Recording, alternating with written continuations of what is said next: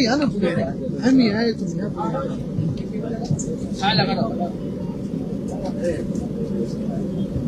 सर्वत्र मी आज विधानसभा अध्यक्षांची भेट घेतली. पक्ष कार्यालय नाहीये आता असंच म्हणावं लागतं, कारण हे नवीन सरकार आल्यानंतर हे कितवं अधिवेशन आहे काय असेल ते, त्याच्याप्रमाणे जसं एखाद्या गोष्टीचं आमंत्रण देतात त्याच्याप्रमाणे सालाबाद प्रमाणे यंदाही विरोधी पक्ष नेते दोन्ही सभागृहात नाही तर दोन्ही सभागृहात, खास करून मी आज विधानसभा अध्यक्षांची भेट घेतली माझ्या सहकारी आमदारांसोबत आणि हेच सांगितले की सालाबाद प्रमाणे याही वेळेला आपल्याला या सभागृहात विरोधी पक्षनेते पदाची नेमणूक व्हायची आहे याची आठवण करायला आम्ही आलेलो आहोत. तर आपण अवश्य ती नेमणूक करावी ही विनंती करतोय. म्हणतात की प्रस्ताव विचाराधीन आहे. म्हणूनच म्हटलं की सालाबाद प्रमाणे या प्रकारे आपण बघतो गॅस टंचाई महाराष्ट्रामध्ये विविध ठिकाणी पाहायला मिळते. मुख्यमंत्र्यांनी काल सांगितले की विरोधक चुकीचा नेरेटिव्ह पसरवतात किंवा या सगळ्यामध्ये भर घालतात. म्हणजे काय नेमकं करतायत? असं कुठेही टंचाई नाही असं त्यांचं म्हणणं आहे. मग रांगा का दिसतायत, लोक रस्त्यावरती का दिसतायत? मी तर आपल्याच माध्यमातून मला माहिती मिळाली की मुंबईतली, फक्त मुंबईतलीच मला वाटतं 30-40% रेस्टॉरंट आता बंद झालेले आहेत किंवा होत आहेत. आणि ह्या सगळ्या गोष्टी जर सर्वसामान्य जनता होरपळत असेल आणि त्या जनतेच्या मुख्यमंत्र्यांपर्यंत हे पोहोचत नसेल तर त्यांच्या यंत्रणेमध्ये फार मोठा काहीतरी गलथानपणा किंवा सदोषती यंत्रणा आहे. जो जनतेचं दुःख किंवा जनतेच्या व्यथा जाणून घेत नाही किंवा जाणून सुद्धा त्या तशा नाहीच आहेत असं मानणारं मुख्यमंत्री जर का आपल्या राज्याला लाभला असेल तर कठीण आहे राज्याचं. सर्वपक्षीय बैठक या सगळ्या संदर्भात बोलवावी असं सुप्रिया सुळे म्हणतात. मला असं वाटतं की या सगळ्यामध्ये नाही, सर्वपक्षीय बैठकी बोलण्यापेक्षा मला असं म्हणायचंय की शेवटी टंचाई आणि महागाई याच्यात फरक आहे. टंचाई ही टंचाई असते पण महागाई किंमत का वाढते, किमती का वाढतायत? बरं, दुसरी गोष्ट, जसं आपल्या पंतप्रधानांनी तो गॅस निर्मितीचा एक प्रकल्प सांगितला होता तोही प्रयोग लोकांनी करून पाहिलेला आहे.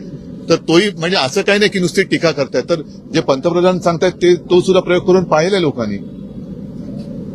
सरकारच्या रहिवाशी आणि त्यात समाज कल्याण विभागाचे पैसे फक्त लाडक्या बहिणीसाठी दिले होते, आता नमोकृषी सन्मान योजनेसाठी दिले जात आहे. तरी एससी आणि एसटी विभागाचा जो पैसा आहे तो दुसरीकडे वापरला नाही. एकूणच सगळ्या जनतेने आता जर का म्हणतो कोणाच्या डोळ्यावर पट्टी बांधली गेली असेल तर ती पट्टी काढून उघड्या डोळ्यांनी हे सरकार कसं फसवणूक करत आहे ते त्यांनी लक्षात घेऊन सरकारला आता जाब विचारला पाहिजे. नेमकं काय झालं की जवळपास सगळ्या निवडणुका झालेल्या आहेत, काही जिल्ह्यातल्या राहिल्या असतील, पण जिथे निवडणुका राहिल्यात तिथल्या तरी जनतेने याबद्दल जागं होऊन सरकारला त्याची जागा दाखवली पाहिजे. गॅस टंचाई असेल, महागाई असेल, शिवसेना किंवा महिला आघाडी विरोधीने रस्त्यावर निषेध करताना पाहायला मिळतं, ते आक्रमक होऊन पाहायला मिळतं. इतक्या आता अडीअडचणी असताना शिवसेनेतून तुलनेने काही फक्त शिवसेनेनेच उतरावं अशी अपेक्षा आहे का? सगळ्यांनी उतरलं पाहिजे. शिवसेना ज्यांच्यासाठी उतरते जनतेने सुद्धा आमच्यासोबत उतरलं पाहिजे. शिवसेना तर सदैव लढणारीच संघटना आहे. शिवसेना ही सदैव जनतेच्या हक्कासाठी आणि त्यांच्या व्यथांसाठी, ज्यांच्यापासून व्यथा निर्माण होत आहेत त्यांच्या विरुद्ध लढण्यासाठी शिवसेना नेहमीच तत्पर आहेच. आम्ही आंदोलनही करू. मात्र ज्यांच्या हातामध्ये सरकार आहे ते सरकार याबाबत नेमकं काय करणार आहे, युद्धाच्या बाबतीत नेमकं काय परिणाम होत आहेत, काय दुष्परिणाम होत आहेत हे पंतप्रधान कधीतरी आम्हाला सांगणार आहेत की नाही?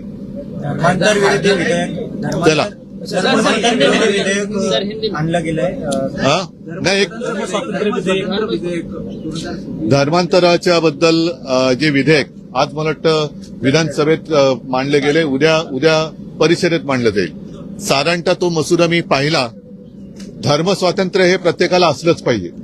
कोणी कोणत्याही परिस्थितीत जोर जबरदस्तीने किंवा कोणाच्या असहायतेचा फायदा घेऊन लांडी लबाडीने आमिष दाखवून धर्मांतर करत असेल तर त्याला आमचा विरोध आहेच. म्हणून ह्या धर्मांतर विरोधी किंवा धर्म स्वातंत्र्य म्हणून काहीतरी नेमकं एक नाव द्या, विधेयकाला आमचा पाठिंबा आहेच. आणि अशा प्रकारे म्हणजे धाक दपटशा दाखवणं, ईडी, इन्कम टॅक्स, सीबीआय आपलं नाही काय धमक्या देणं, त्याच्यानंतर 50 कोके देतो सांगणं, असं करून जर कोणी धर्मांतर करत असेल तर त्याला आमचा विरोध आहेच. मात्र तो संपूर्ण ते मी बिल त्याची चालत असताना काही प्रश्नांची उत्तरही मिळणं गरजेचं आहे ती जनतेसाठी. याचं कारण असं की त्याच्यात असं नमूद केलंय की गेल्या काही वर्षांमध्ये मी आता शब्दशः नाही सांगत, एक सारांश सांगतो. गेल्या काही वर्षांमध्ये अशा प्रकारच्या धर्मांतरांच्या घटनांमध्ये वाढ झालेली आहे. आता गेल्या काही वर्षांमध्ये जास्त करून भाजप प्रणित सरकार राज्यात आणि केंद्रामध्ये सत्तेवर आहे. असं हे सरकार असताना सुद्धा बळजबरीने किंवा फसवून धर्मांतराच्या संख्येत वाढ झाली असेल तर ते अपयश कोणाचं आहे ह्या प्रश्नाचं एक उत्तर मिळालं पाहिजे. आणि नेमकं कोणत्या समाजात, कोणत्या विभागात, कोणत्या प्रकारे धर्मांतर असं होत असेल त्याची माहिती दिली तर आम्हाला सुद्धा सावध राहता येईल. आमचे सुद्धा कार्यकर्ते तिकडे तत्पर राहतील की कोणी कोणावरती जोर जबरदस्तीने किंवा आमिष दाखवून फसवणूक करून असहाय त्याचा फायदा घेऊन धर्मांतर करत असेल तर त्याला आम्ही सुद्धा विरोध नक्की करू. तर ही सगळी माहिती आणि काही 2-4 आणखीन प्रश्न असतील ते प्रश्न हे सरकारी भाषेत पटलावरती ठेवावेत अशी आमची मागणी आहे. कारण आम्ही या बिलाला पाठिंबा देतो. विधानसभा स्पीकरच्या पुणे दौऱ्यावर होते त्यावेळी भीमाशंकरला व्हीआयपीच्या माध्यमातून धनगर आरक्षणावरती दीपक बोराडे मुंबईतल्या आझाद मैदानावरती आमरण उपोषण करतायत. 2000च्या तत्कालीन मुख्यमंत्र्यांनी शब्द दिला होता की पहिल्या कॅबिनेटमध्ये धनगर आरक्षणात कोण होतं तेव्हा मुख्यमंत्री? तत्कालीन मुख्यमंत्री हो, पण कोण? नाव सांगा ना. 2004 14 अहो ते सोडा, अटलजींनी दिलं होतं सोलापूरला. जर आपल्याला आपण विसरला असाल तर अटलजींनी मला असं वाटतं की एक आश्वासन दिलं होतं. मला जर मी विसरलो नसेल तर पंढरपूरला म्हणजे अटलजी केव्हा पंतप्रधान होते?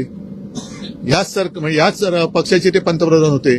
त्याच्यामुळे हे जे काय आश्वासन आहे हे पंतप्रधानांनी, तत्कालीन पंतप्रधानांनी दिलेलं आहे.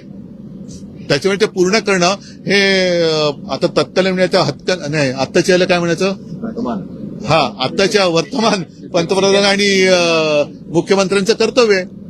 सर, आज आप कई विधायकों के साथ नार्वेकर जी से मिलने के लिए गए थे. सवाल ये है कि महाराष्ट्र को नेता विपक्ष मिलेगा या नहीं?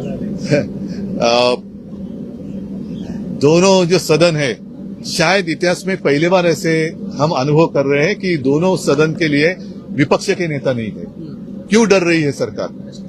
और मेरा ये तीसरा चौथा कितने अधिवेशन हो गए, हर समय हम जाकर उनको रिक्वेस्ट करते हैं क्योंकि उनका अधिकार है और वो कहते कि अब जल्द से जल्द हम करेंगे. इस बार भी उन्होंने वही कहा है. प्रामुख्यानं पाहिजे तर कुठेतरी फायद्याची शैली पाहायला मिळते. नाही, आता हे विषय जर अध्यक्ष हे मेजॉरिटीने निवडून येतात, मेजॉरिटीवरती सरकार बसलं जातं, त्याच्यामुळे हे एकतर्फी प्रयोग चाललेत का? सर, धर्मांतरण पे आज बिल पे चर्चा होनी है विधानसभा में. सवाल ये है कि समर्थन रहेगा आप लोगों की तरफ से? मैंने पहले ही कहा है कि ये जो विधेयक है विधानसभा में टेबल किया गया है, कल हमारे सदन में किया जाएगा, उसके ऊपर चर्चा होगी.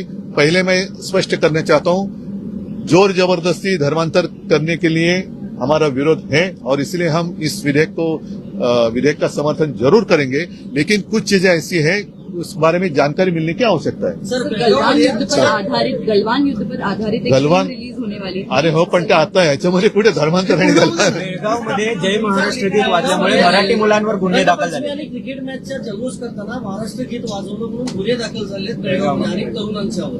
आणि राज्य सरकारला त्यांनी पत्र लिहिले की महाराष्ट्रानं यामध्ये हस्तक्षेप करावा. महाराष्ट्राच्या मुख्यमंत्र्यांनी तत्काळ तिकडे हस्तक्षेप करायला पाहिजे. सरकार कोणाचंही असो, मराठी माणसांवरती जसं जोर जबरदस्ती धर्मांतराला आम्ही विरोध करतो आहोत तसं जोर जबरदस्ती भाषा मग ती कोणाची कोणत्याही वरती असेल लादणं हे अयोग्य आहे. ज्याप्रमाणे आम्ही इकडे जबरदस्ती भाषा लादण्याच्या प्रयोगाला विरोध केला तसंच तिकडे मराठी माणसावरती जी भाषेची जबरदस्ती होते त्याला आमचा विरोध आहे आणि केंद्र सरकारने याच्यात हस्तक्षेप केला पाहिजे.